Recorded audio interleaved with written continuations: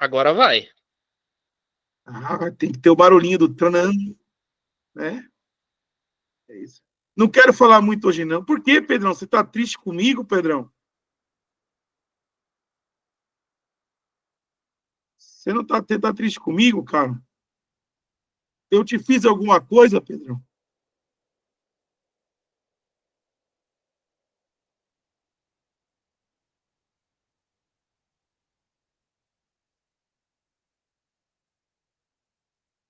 Bom, então vamos lá.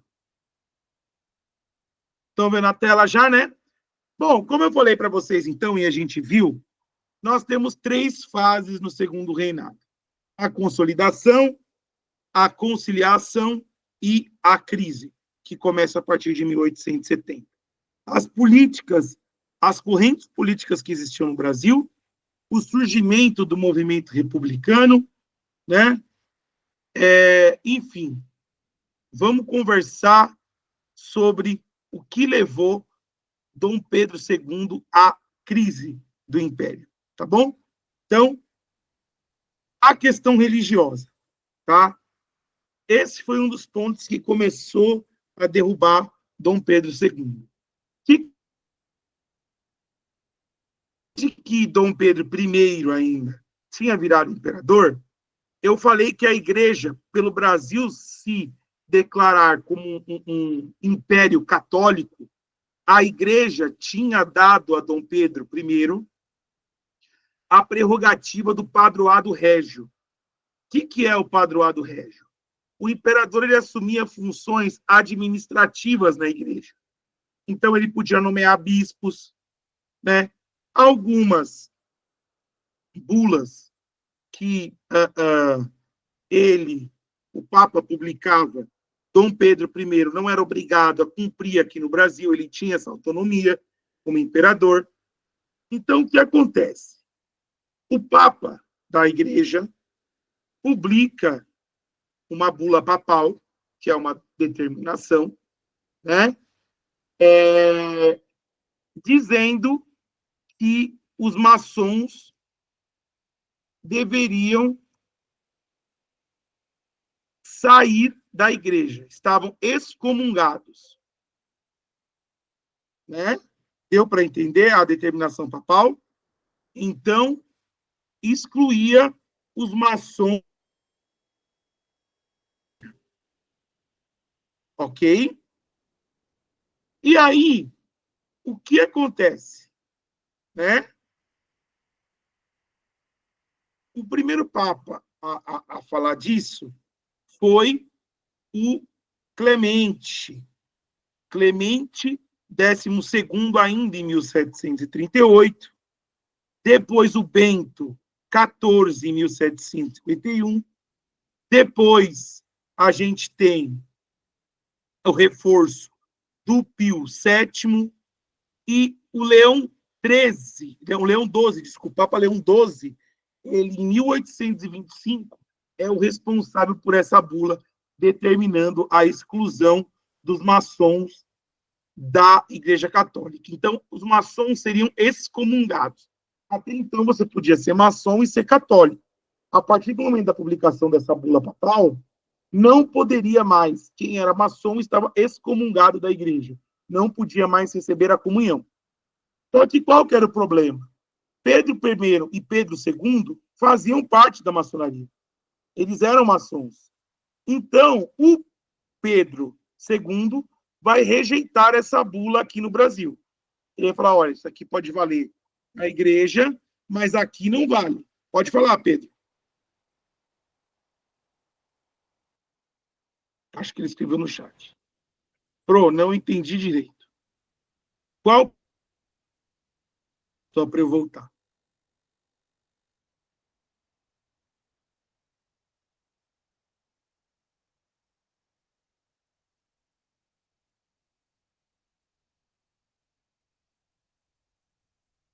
Porque o Papa Leão XII queria excluir os maçons da igreja, tá?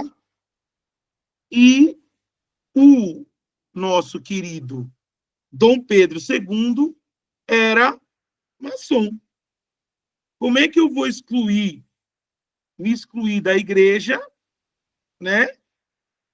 Sendo que eu sou maçom. Como é que eu vou excluir os maçons? Certo? Deu para entender, não? O que são os maçons? Você nunca ouviu falar da maçonaria? Não. A maçonaria, ela é uma sociedade, Pedro, uma sociedade discreta, né? Eles têm ideologias ali, né? E eu falei Papa Leão XII, mas foi o 13, tá? O Leão XII só ficou até 1829. Perdão. Os maçons, eles são uma sociedade discreta e, segundo eles, cresce através da filosofia, né, da sabedoria. Então, eles têm graus dentro da maçonaria, são 33 graus que eles estudam. Então, só quem sabe bem o que acontece dentro das reuniões deles, mas o que a gente sabe é que existe uma mistura de algumas questões religiosas com algumas questões também esotéricas.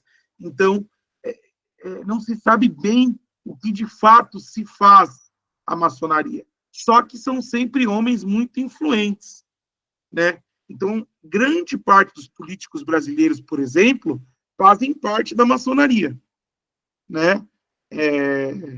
Então, muito provavelmente, você já viu esse símbolo aqui em algum lugar, na rua, em algum lugar, que é Que um símbolo? símbolo. Hã? Que símbolo? Esse aqui que eu vou mostrar para você. A tela tá travada. Não é, eu sei, é porque eu ainda não compartilhei. Aqui em Santo André tem a Praça da Maçonaria, tipo, é todo cheio Tem, de. tem. Várias praças. Quer dizer, toda cidade tem uma praça maçônica. Vocês podem observar isso, tá? Tem esse símbolo aqui, ó. Esse é o símbolo da maçonaria, o compasso e o esquadro, né? E o G no meio. O G é de Gadu. Gadu significa grande arquiteto do universo, que é representado por esse olho aí. Grande arquiteto do universo seria Deus, tá? Então, esse é o símbolo da maçonaria, é o símbolo que representa qualquer loja maçônica, tá? Os maçons têm um papel muito importante ao longo da história. Claro que as religiões vão tentar atribuir os maçons ao demônio, enfim, tá? Mas a igreja não aceitava mais os maçons justamente por isso, por essa tentativa de associação ao demônio, ao maléfico, né? Por não ter certeza do que acontecia lá dentro dos rituais, mas até então até padres e bispos eram maçons, faziam parte da maçonaria, tá? Então era um hábito comum, tá? Essa sociedade discreta. Pois dá uma pesquisada, vale a pena. Tem bastante vídeo na internet. É que assim, qual é o problema de você estudar maçonaria? É que você não tem certeza de que se aquilo que está sendo dito ali naquela fonte é verdadeiro. Porque só quem sabe o que acontece dentro de uma loja, e é assim que eles chamam o lugar onde eles se encontram, o que acontece dentro de uma loja é um maçom. Então, não dá para se ter certeza do que é a maçonaria. A gente já viu fotos de lojas maçônicas. Então, ó, eu posso mostrar para vocês aqui um templo maçônico, para vocês terem ideia de como é. Ó, Tem muita teoria da conspiração envolvida. dizem que eles têm algum poder sobre o Estado, sobre o controle das coisas, enfim. É que Não dizem que tem Illuminates dentro da maçonaria, né? Esse é o, travou. o ponto. Eu não escutei, Vitor, porque deu uma travada. Dizem que tem Illuminates dentro da maçonaria, essa é a teoria da conspiração. Na verdade, é para a gente não confundir. Existem os Illuminates e existem os maçons. Os maçons são uma sociedade discreta. Os Illuminates são uma sociedade secreta. Então você nunca vai saber quem é um Illuminati. Você sabe quem é um maçom, mas o Illuminati não. e o maçom não vai te contar o que acontece lá. Então, esses daqui são exemplos de lojas maçônicas. Ó, isso são templos da maçonaria, que são chamados de lojas, tá? Olha, você vê que eles têm muitas questões de simbolismo grego, né? A questão da simetria, né? Então, quer ver?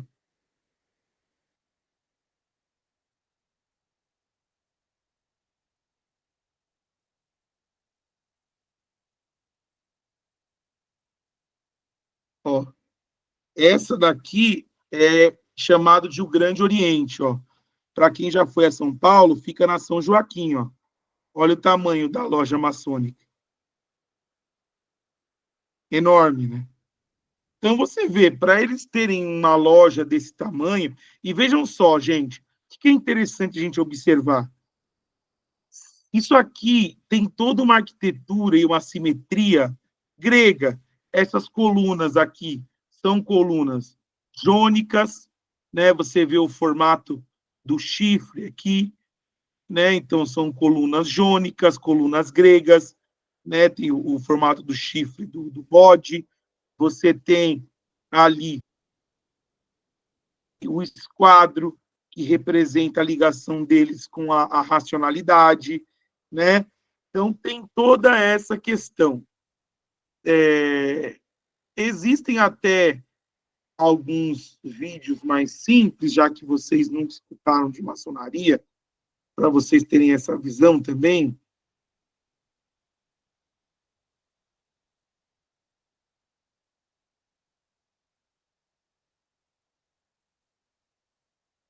Que eu recomendo.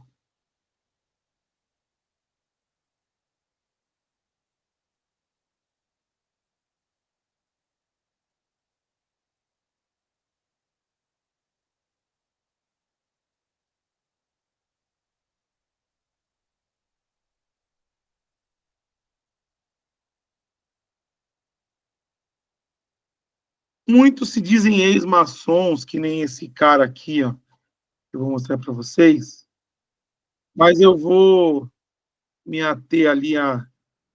Ó, vou mostrar o vídeo de um ex-maçom para vocês terem ideia.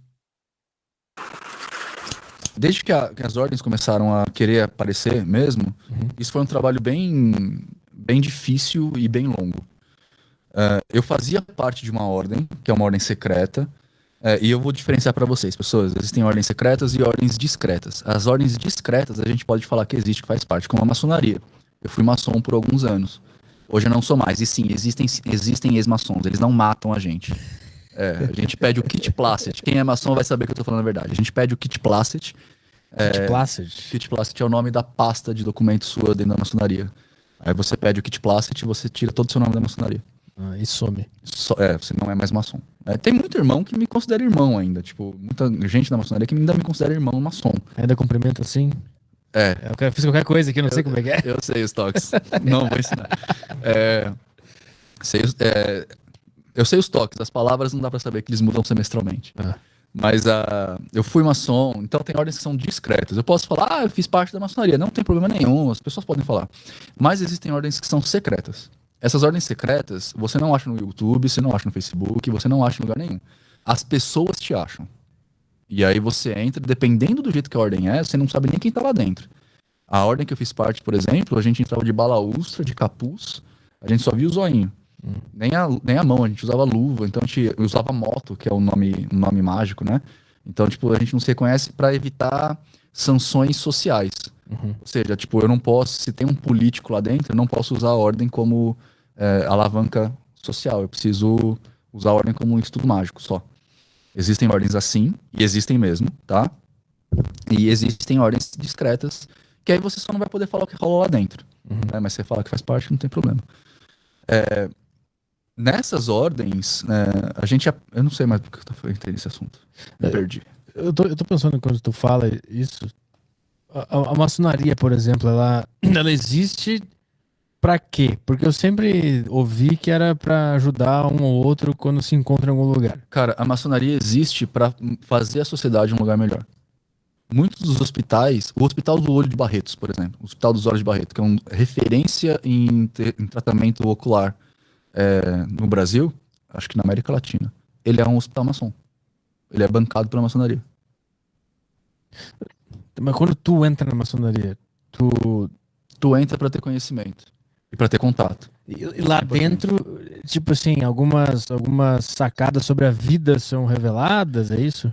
Sim, cara, é que assim, cara, o aprendizado, ele sempre é individual. Tipo, não existe uma fórmula mágica para falar para você viver que você vai viver bem. Isso não existe. O que existe é o que é melhor para você. Então, por exemplo, eu não gosto de trabalhar.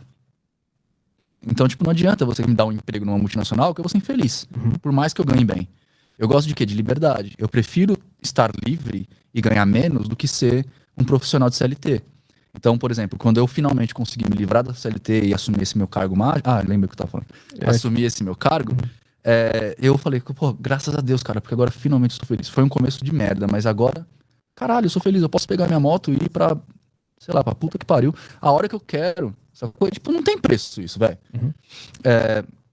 Então não existe uma grande sacada da vida. Talvez essa seja uma grande sacada da vida, né? Tipo, você não... Tipo, não existem sacadas. Não existe.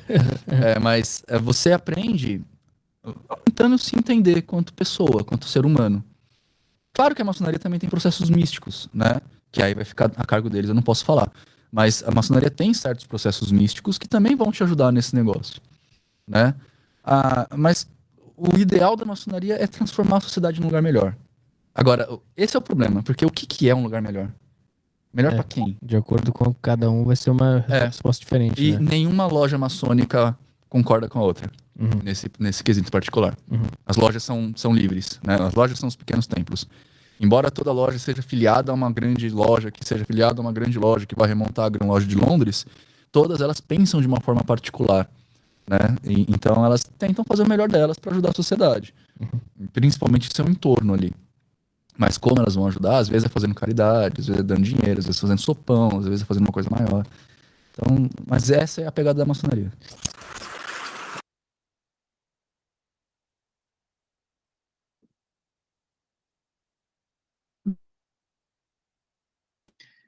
Que você consegue achar alguns detalhes sobre o que é a maçonaria, mas não a completude. E é interessante saber que eles são pessoas, sempre foram ao longo da história muito influentes.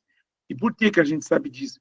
Por conta dos rituais funerários que acontecem. Então, muitas personalidades brasileiras, muitas delas, os primeiros imperadores, muitos políticos, estão ligados à maçonaria. Tá? Então, que é um lugar de influência, isso não tenha dúvidas. E isso gerava problemas com a Igreja Católica. Primeiro, por conta dessa questão das influências. Segundo, pela associação e não saber se aquele ritual era de fato algo religioso. Então, não estava próximo a Cristo, não estava próximo àquilo que a Igreja predominava. Por isso, a expulsão dos maçons da Igreja. Deu para entender, Pedro? Mais ou menos aí o que é. Deu. Deu? Boa. Deu. Só que aí o que acontece, gente? O Dom Pedro proíbe a maçonaria aqui no Brasil, mas, quer dizer, o Papa proíbe e Dom Pedro não aceita. E aí o que Dom Pedro faz? Ele descobre que tem uns bispos de Olinda que estão excomungando maçons. Ao invés de ele ir lá e falar, meu, para com isso, que aqui não vale, ele manda prender os bispos. E gera uma revolta dos católicos contra ele. Então, o primeiro ponto de crise, o primeiro pilar de apoio da igreja, né, que se lança é a bula papal, ok? Que vai expulsar os maçons. Beleza? Tranquilo? O Papa Pio IX, que é fortalecido pelo Leão XIII, vai deslançar a bula Sílabus, que vai mandar excomungar os maçons da igreja. Como ele tinha o poder do padroado régio, ele vai formular um decreto dizendo que não reconhece a ordem dada pela Santa Sé. Tá? Como os clérigos apoiavam o regime monárquico, não tinha problema. Só teve problema em Olinda e Belém, que decidiram acatar as decisões do Papa. Com isso, ele manda prender. Só que Dom Pedro II, por conta do autoritarismo, vai começar a sofrer e ele perde o apoio principal da monarquia, que era a própria igreja. Beleza? Outro ponto. Os voluntários da pátria. Quem eram os voluntários da pátria? Foram os escravizados que foram... Fala, Pedro. Então, só para poder levar para a prova, porque eu tenho. Peraí, professor. Então, só para poder levar para a prova, o Dom Pedro ele fazia parte da maçonaria, e a igreja queria banir os maçons, e isso o Dom Pedro não quis, e isso gerou um atrito que foi um dos motivos que influenciou nessa crise dele. Eu posso levar isso para a prova? Pode.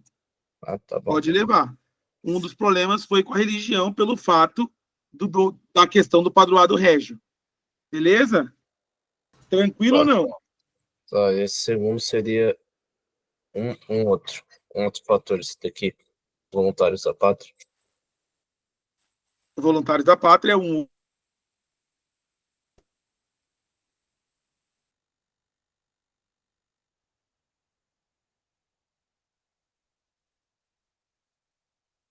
Os escravizados, Pedro, que faziam parte, que fizeram parte da Guerra do Paraguai, tinham a promessa do imperador que quando voltassem seriam libertados, tá? E que ele ia pagar a indenização dos cafeicultores. Qual que é o problema?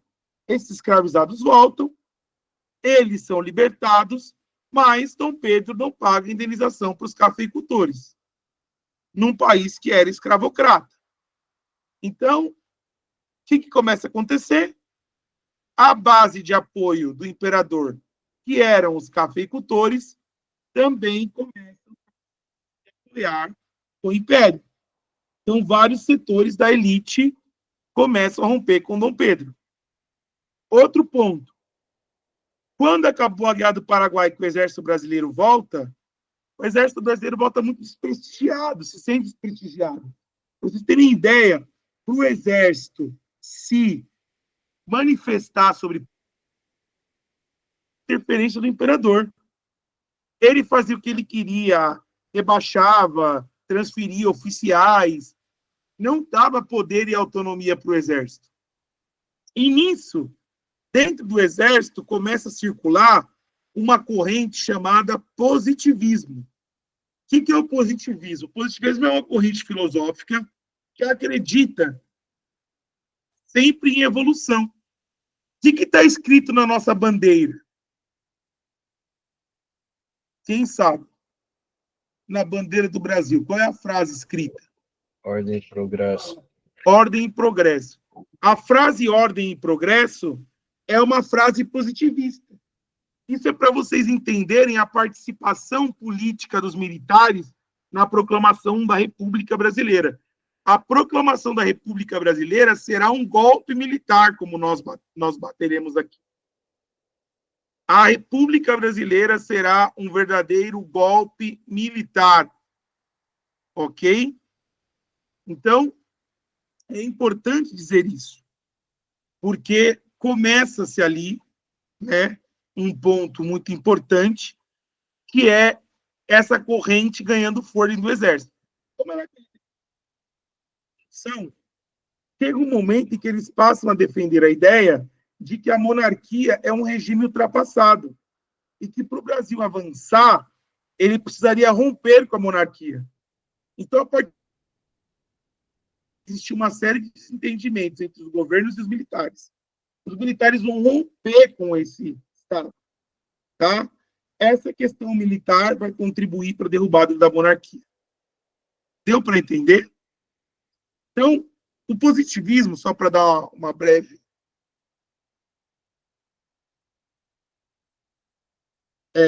resumida para vocês, Ele divide a evolução humana entre infância da humanidade, juventude da humanidade e a fase adulta.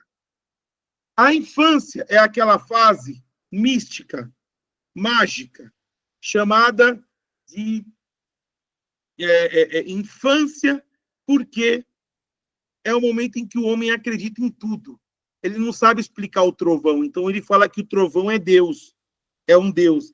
Ele não sabe explicar a chuva, então ele fala que a chuva é uma entidade, porque ele não tem domínio técnico para compreender fenômenos naturais, porque ele não alcançou ainda a ciência.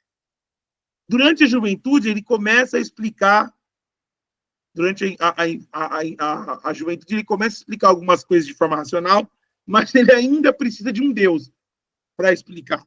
Quando ele chega na fase adulta, seria a fase adulta da humanidade, seria a fase em que o racionalismo já tomou conta.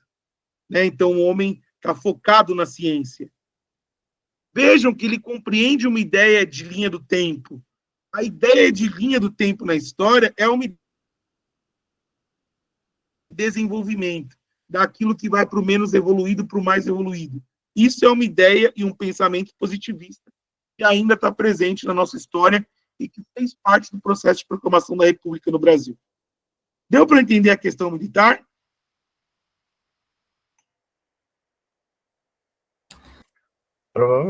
Na hora da prova, provavelmente eu vou lembrar que a principal causa que fez os militares ir contra Dom Pedro foi essa questão da interferência. Essa do positivismo eu entendi mais ou menos, mas é interessante.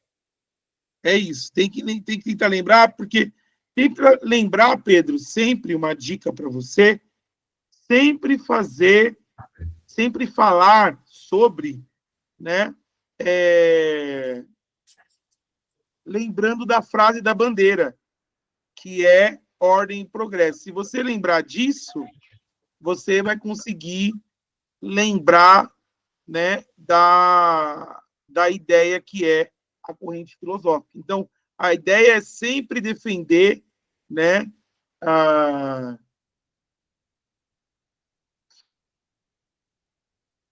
é sempre defender a ideia de progresso, de desenvolvimento.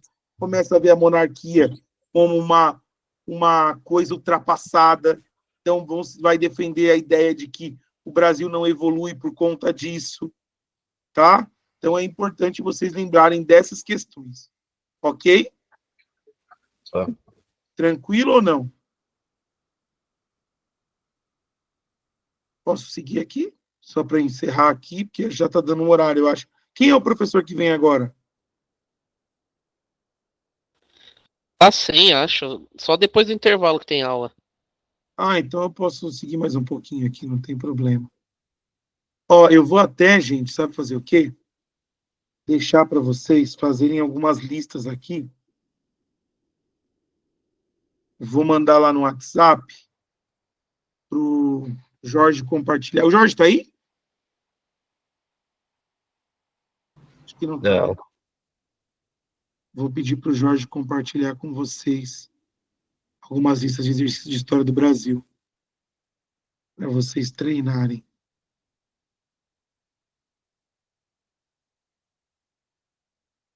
Quem que era o professor depois de mim de quinta? Saiu? infelizmente saiu. Puxa, que pena. É, Era professor de quê? Antes antes tinha era até aula de botânica na quinta também, aí saiu. É, Entendi. eu desanimo um pouco.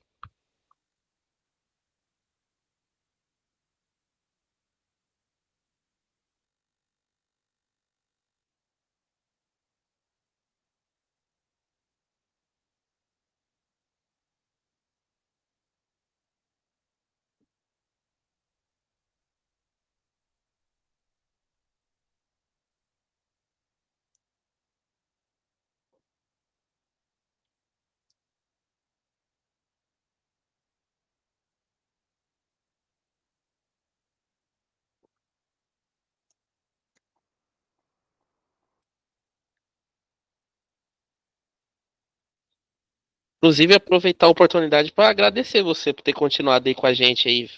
Valeu mesmo de Imagina, coração. que isso. Jamais vou desistir de vocês. Quero ver vocês aí grande, galera. Vocês vão arrebentar. Bom, então, questão militar, ok. Eu pedi para o Jorge, gente, mandar 3 listas de exercícios para vocês. Sobre economia açucareira, sobre escravidão no Brasil e sobre primeiro reinado. Tá bom? Aí semana que vem eu passo segundo reinado, passo já uma lista de república no final, para a gente poder se preparar legal para o Enem. Beleza? O Enem já é na próxima semana, né? Próximo final de semana. Não é isso? Exatamente. Dia 2 e dia 9, é isso? Não, dia 2. 3 e 10. 3 e 10. Estou vendo no sábado. Antigamente se fazia. Bom, então, aqui a gente já falou do avanço do café, né, da dependência econômica do Brasil, embora o Brasil tenha crescido na questão do açúcar, né, do café, desculpa. O Brasil ainda era dependente do mercado externo, né, era muito ligado ao capital inglês. A interferência inglesa vai fazer com que o Brasil comece a... Eu vou tentar terminar, chegar na proclamação da República, para a gente poder tratar de República na semana que vem. Então, entendemos a questão religiosa, a questão militar e também a questão da escravidão, certo? Que é a dos voluntários da pátria, mas também que é essa daqui. Gente, vamos pensar o seguinte. A Inglaterra era voltada à manufatura, né? Ao desenvolvimento da indústria. Para o desenvolvimento da indústria, é interessante que tenham escravos? É bom para uma indústria que tenha escravo? Vamos pensar. Você é dono de indústria. A indústria, ela tem um meio de produção em massa, certo? É interessante que tenha escravo para a indústria? Não, porque você Não. está começando a desenvolver ali processos de trabalho que você tem que pagar as pessoas. E por que você tem que pagar as pessoas? Porque as pessoas estão ali eu não consigo as palavras certas. As pessoas estão ali o dia inteiro dedicando várias horas do seu dia, do seu tempo para poder trabalhar e fazer a indústria funcionar. Ou não? Professor?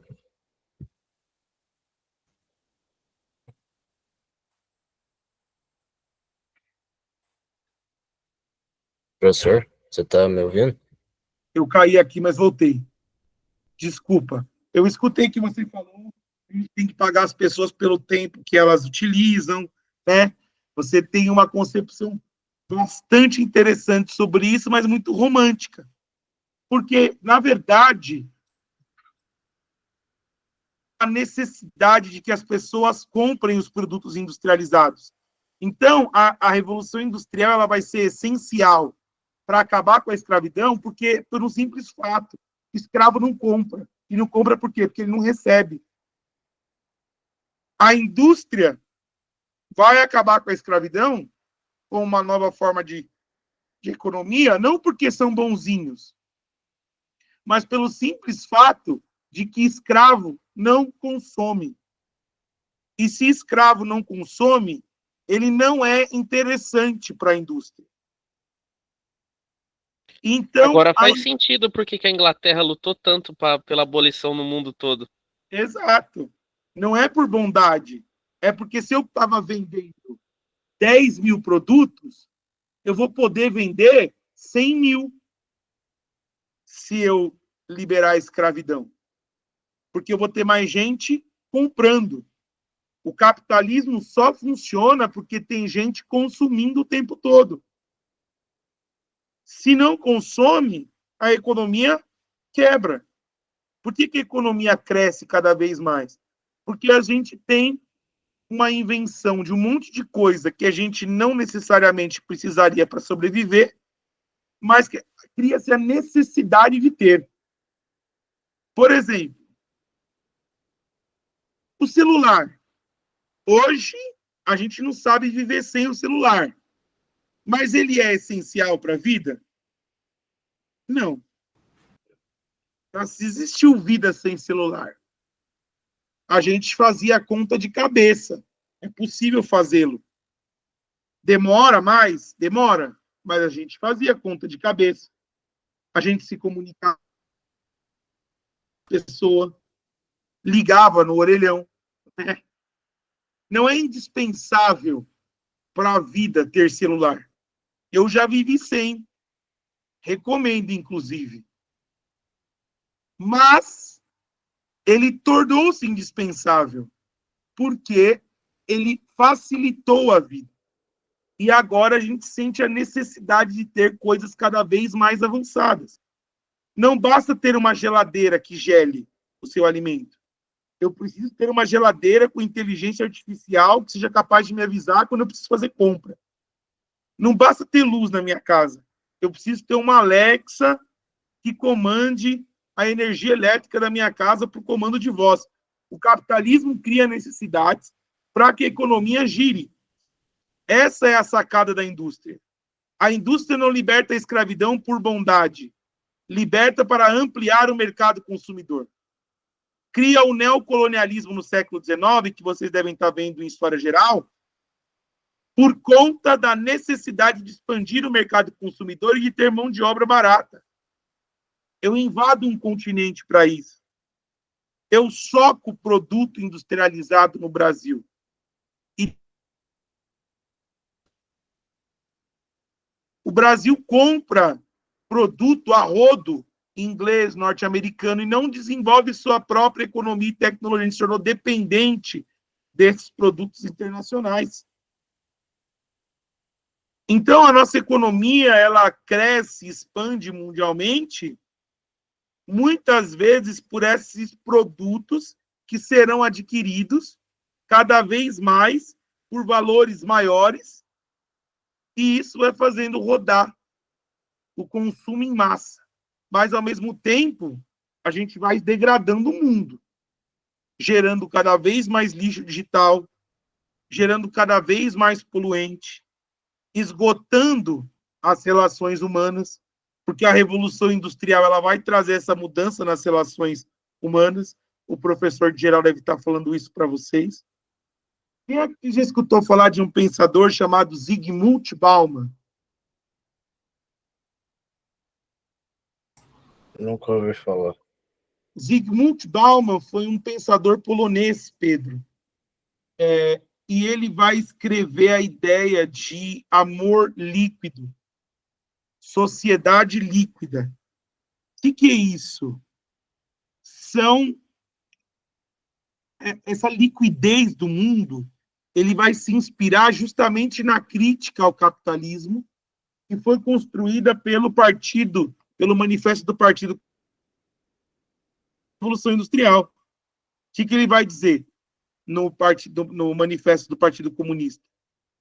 Tudo que era sagrado foi profanado, tudo que era sólido se liquidificou, e os homens são levados a encarar com naturalidade as suas relações recíprocas. Tá? O que ele está dizendo com isso? Que para a humanidade, tudo aquilo que era construído antes do capitalismo, que era considerado sagrado, onde as relações eram sólidas, elas são, o que era sagrado é profanado por esse capitalismo, por essa lógica industrial. As relações que eram sólidas e que eram valorizadas, as relações humanas, elas se tornam líquidas e se tornam sempre dependentes do interesse. Então, por exemplo, hoje a gente pode pensar nisso. Veja o que a lógica industrial fez com a humanidade, né? Para além de acabar da escravidão. Hoje, quando você termina um relacionamento, qual que é a primeira coisa que você faz?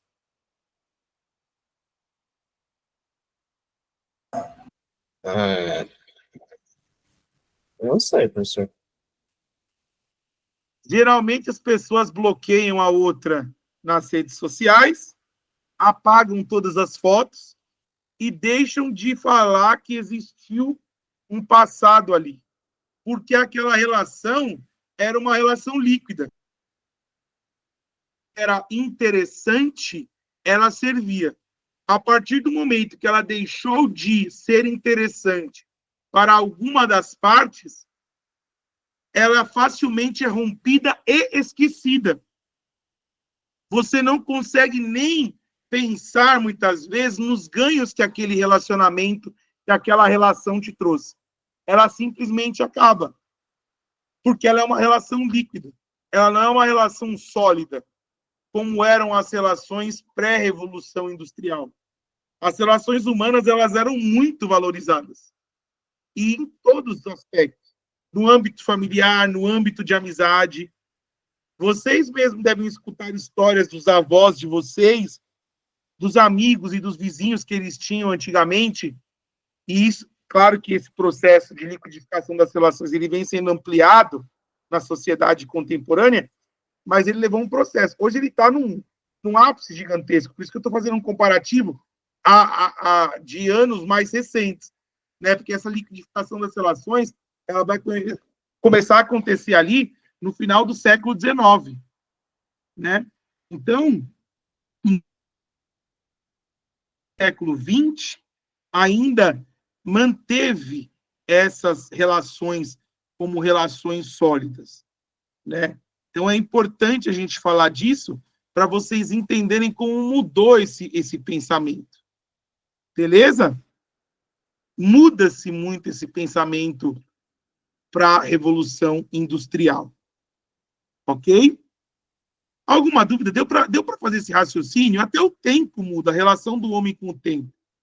E entre eles vai se mudar essa questão da escravidão. Ela não é mais importante para o sistema econômico vigente. Ela não é mais positiva para esse sistema econômico. Ela não é mais interessante. Deu para entender, gente? Alguma dúvida aqui? Ou está tranquilo? Posso ficar sossegado com isso? Não posso? Beleza? Beleza. A Inglaterra, ela começa a pressionar o Brasil demasiadamente ali. Existe um acordo com a escravidão. Né?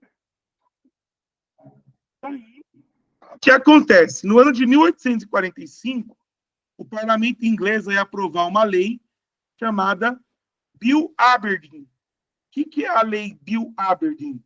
Essa lei determinava que os navios ingleses podiam abordar e aprisionar qualquer navio negreiro que circulasse por águas internacionais. Então, a Inglaterra se dava o direito de apreender qualquer navio que estivesse carregando escravos. Vejam isso. Só que o Brasil continuava sobrevivendo com o tráfico de pessoas escravizadas.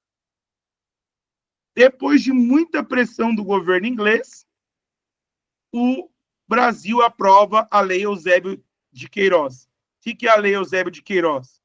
É a lei que proíbe o tráfico negreiro. Acaba com a escravidão? Não. Mas proíbe o tráfico negreiro.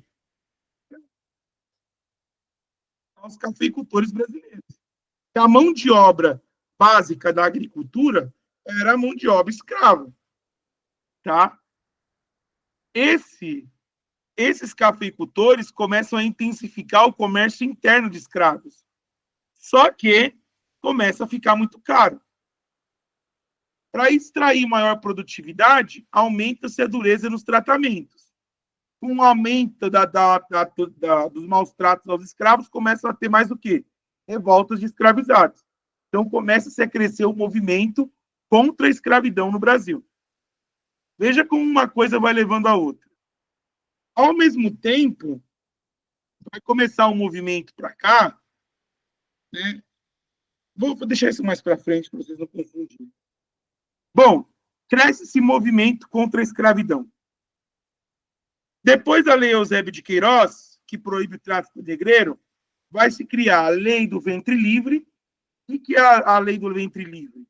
Era uma lei que libertava todos os filhos de pessoas escravizadas nascidos na senzala. Só que essa liberdade, ela funcionava da seguinte forma. Cara, como é que você nasce um bebê e você já pode libertar ele? Ele vai se criar sozinho porque a mãe dele continua sendo escrava. O pai dele continua. Em determinada idade, o patrão usava dos serviços daquela criança. Então, embora se tenha essa liberdade para os filhos escravizados, ela só começava após uma determinada idade. Então, vejam, ela é uma lei parcial. Ok? Mas amplia a crise com os cafeicultores, que eram escravistas. Parte deles ali. Depois cria-se a lei do sexagenário, que foi uma piada, né? Libertava os escravizados com mais de 60 anos da escravidão. Gente, nas condições que eles eram tratados, quem que ia ser o escravizado que ia sobreviver até os 60 anos? Era muito difícil. Mas tudo isso por quê? Porque a Inglaterra continuava pressionando. E toda vez que pressionava, o Brasil criava uma lei nova para tentar reduzir essa pressão.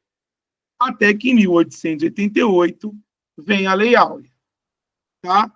Então, vejam, a escravidão no Brasil, ela vai durar, gente, de 1500, né? Porque a gente tem a escravidão indígena, da 30 mais ou menos, até 1888. Então, quase 400 anos de escravidão. 1.500, 1.600, 100 anos. 1.700, 1.600, 100 anos. 1.700, 200 anos. 1.800, 300 anos. 88, 388 anos de escravidão, para ser preciso, quase 400 anos de escravidão. Então, o tráfico negreiro foi a peça-chave para o funcionamento da economia do Brasil. Tá? Que se baseava numa ideia de plantation, que é aquela ideia que eu falei para vocês de grandes... desculpa aí, a voz está falando aqui, da tosse. De grandes propriedades agrícolas. Então, quando você acaba com isso, com o movimento republicano crescendo, você vai ter os ingredientes perfeitos para proclamar a República no Brasil. Beleza? Deu para entender? Sim ou não? Tudo certinho. Beleza? Alguma dúvida? Ou não? De boa? Então, semana que vem a gente volta para discutir República. Como eu sei que semana que vem eu tenho 2 aulas, então eu vou fazer o seguinte, semana que vem eu já vou dar uma aula inteira de República, tentar chegar até a Era Vargas semana que vem. Façam uma lista de exercícios, vejam que vocês têm dúvida, tragam no começo da próxima aula. Semana que vem eu já sei que eu tenho 2 aulas, então eu já me preparo para as 2 aulas. Ainda bem que eu consegui estender essa. Beleza? Certinho. Então, tamo junto, galera. Um beijo para vocês e até a próxima. Abraço. Boa noite, professor. Abraço, boa noite. Tchau, tchau.